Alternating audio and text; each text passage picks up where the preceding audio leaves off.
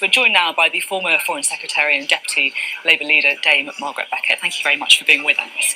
Now, I'm keen to talk to you about Brexit, but before we get there, I just want to find out about some of the movement, shall we say, internal wranglings that the Labour Party has been going through the last couple of days, because you're on the National Executive Committee. Were you at the meeting when John's landsman filed this motion to get rid of the post of Deputy Leader, effectively ousting Tom Watson? No, I was on the M25. So you were stuck? Absolutely stuck for a long time. And what do you make of that move? I thought it was very unwise, as I think most people now agree, because, and it's not an attack in any way, it's inevitable that you in the media are talking about that. And as John Ashworth said very ably earlier on, that's not what we all need to be talking about, because that's not what we're here for. You were stuck on the M25, and Tom Watson himself couldn't even be at the meeting because of childcare reasons. I mean, it sounds a bit like a coup. Well,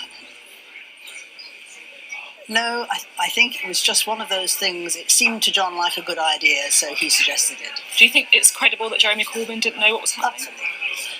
Absolutely. If Jeremy was supposed to keep abreast of every little plot or idea that John Landsman has thought of, he'd go crazy. Okay.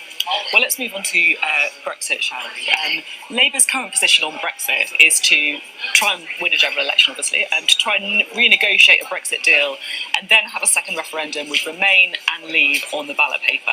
But it hasn't said, crucially, which way it would campaign. Is that acceptable?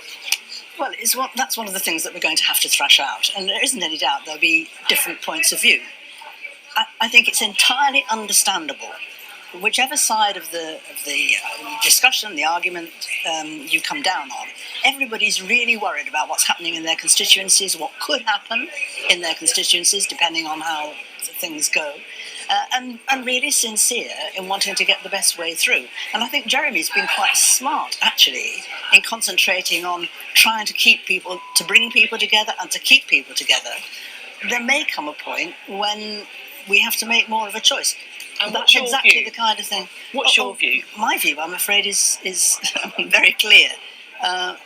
Like everybody else, or most people anyway, after 2016, I accepted that we were going to leave the European Union. I listened to all the things that were said by the then Prime Minister about how we should stay close and have a good constructive relationship and preserve as much as we could of what was good about our being in the European Union. And I swallowed all that. And then suddenly she steps forward in Lancaster House and lays down all these totally unrealistic, crazy red lines that were likely to destroy many of the advantages and benefits we'd had from being in the European Union. And from then on, for me, really, it was downhill all the way, because the more it went on and the more, to my mind, dangerous it got, the more worried I was about whether there was a credible deal. And, I spent many years, 10 or 11 in the cabinet, and most of them negotiating in the European Union or on behalf of the European Union. And the idea that we would be in some way linked to and bound to the rules and regulations that the European Union sets on all sorts of good things, workers' protection, environment and so on, without having any say of them, without even being in the room, the more I thought about that, the more I panicked. So I am now of the view, personally, that we, of course, must ask the people whether this is still what they had in mind, and then in that conversation, I would say we should stay, because none of the deals on offer, not one of them, bears any comparison to the deal we have now. But if you just look at what's happening with the Lib Dems, who are polling within touching distance of Labour, are you not worried that by not taking a more decisively Remain position, Labour are out of step with the members, but also a lot of your voters? Yes, I am worried about that, and I think everybody is. I don't should there be more of a clear position? Nobody has the right answer here. There are difficulties on all sides. Everybody's really worried about what's the best stance to take, what's the best way to approach it, and that's what we're here to discuss and thrash out at this conference. So yes, I am worried about that, but I completely accept the legitimacy of the argument by people who say that's the best thing to do. Jeremy Corbyn won't even say if he would vote Leave or Remain in a referendum. Is that a problem?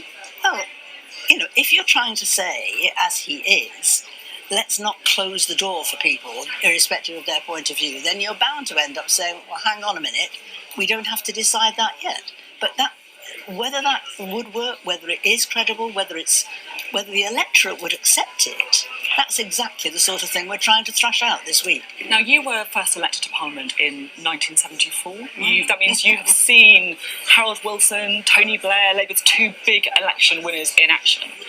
An Ipsos Mori poll out this week says that Jeremy Corbyn has got the lowest approval ratings of any opposition leader all the way back to when that survey began in 1977. What is going wrong? Well, Jeremy's an unusual leader. He comes from a very different background in politics from most of the previous leaders.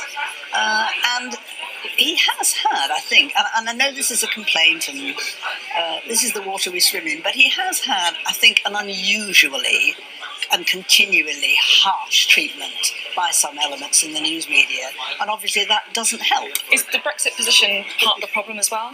What some people see as a lack of clarity? Well, it could be. Some people like to be able to read what they want into what people say. Others want a clear, no, I want to know this or that, whatever. It could be one of the difficulties, but I don't want to over-egg this because I think it would be a big mistake. No general election is like the previous general election. There isn't any doubt in 2017, when people saw Jeremy, if you like, more unfettered, that there was a very different reaction to him. And I know many of the people around Jeremy are hoping that would be the case again, and I certainly hope so too. But for me, it's a very clear, simple equation. There is only one Prime Minister in Britain. Is it going to be Boris Johnson or is it going to be Jeremy Corbyn? And I know where my cross is going. Just finally, talking about the next Prime Minister, there has been some talk about a government of national unity if Boris Johnson resigns or if he's forced out around the time of the extension or the deadline for Brexit. I was reading a piece in The Spectator over the last couple of days which suggested that your name was being put forward as a potential leader of a government of national unity. I mean, is that something that you would consider if it was a way to stop a no-deal Brexit? I haven't seen the Spectator piece, and I completely understand why people looking at all what's going on start talking about a government of national unity. I have to admit, I'm not a great believer in its likelihood myself, so I haven't spent any time agonising over whether I would. But you wouldn't rule it out? I never rule anything out in politics, but I think a government of national unity is pretty unlikely, and we do actually have a candidate for Prime Minister. Thank you very much, Dame Margaret Beckett, for being on the programme.